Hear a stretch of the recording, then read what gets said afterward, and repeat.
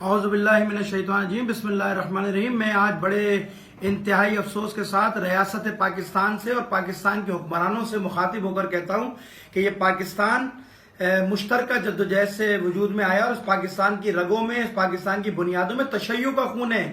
مجھ سے قائد اعظم، بابا قوم قائد اعظم نے وعدہ کیا تھا جب پاکستان بنا تھا کہ میں تمہاری جان مال عزت و آبرو کی حفاظت کروں گا۔ میں ریاست پاکستان سے پوچھتا ہوں کہ پاکستان کی اساس میں شامل ہے کہ قائد اعظم نے کہا تھا کہ جب پاکستان بنے گا تو ریاست کسی کے رسومات میں مداخلت نہیں کرے گی، لیکن آج مجھے افسوس کے ساتھ کہنا پڑ رہا ہے کہ ریاست پاکستان نے جو تشیع کے خلاف اپنی ہتھ کنڈے استعمال کر رہی ہے، جو ریاست پاکستان تشیع کے اوپر جو ہے دائرے کو تنگ کر رہی ہے، میں اس کو بڑے افسوس کے ساتھ کہتا ہوں اور میں آج پوری قوم کو بتانا چاہتا ہوں کہ عزاداری سید الشہداء پہ ریاست کی طرف سے ایف آئی آریں کاٹی جا رہی ہیں۔ یہ میرے پاس ساری ایف آئی آریں موجود ہیں۔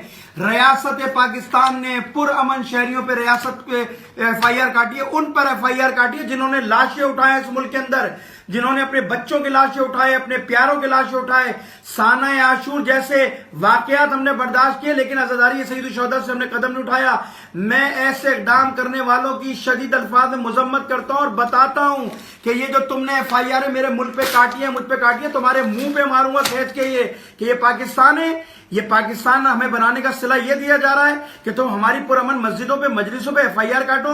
میں وزیر اعلیٰ سندھ سے، گورنر سے، وزیر اعلیٰ سے اور دیواری سے مدینہ جو عمران خان صاحب ہیں، انہوں نے کہا تھا تبدیلی آئے گی۔ یہ کون سی تبدیلی ہے کہ میری رسومات کو روکا جا رہا ہے؟ گھر کی چادر اور چار دیواری کو پولیس اور دیگر اداروں کے لوگ پھلانگ کر اس میں مجلس کو روکتے ہیں، جوتے لے کے عزاخانوں میں گھس رہے ہیں۔ یہ قابل قبول نہیں ہے۔ میں پوری قوم کو پیغام دے رہا ہوں کہ میں پورے سندھ میں اس وقت رابطے کر رہا ہوں اور میں پوری طاقت کا مثبت انداز میں، پرامن انداز میں استعمال کروں گا اور گھوٹکی سے لے کر چلوں گا عزاداروں کا ماتمی لشکر لے کر اور گھراؤ کروں گا وزیر اعلیٰ کا اور گورنر ہاؤس کا۔ میں پوچھوں گا پھر ان سے کہ تم نے جو میرے پر ایف آئی آر کاٹی ہے یہ واپس لیتے ہو نہیں لیتے۔ پھر میں تمہیں دکھاؤں گا کہ آج تم بند گلی میں ایف آئی آر کاٹ رہے ہو، میں تمہیں پورے سندھ کو امام باڑہ بنا کے دکھاؤں گا، پھر دیکھوں گا تم کتنی ایف آئی آر کاٹتے ہو اور کتنے لوگوں کو سزائیں دیتے ہو۔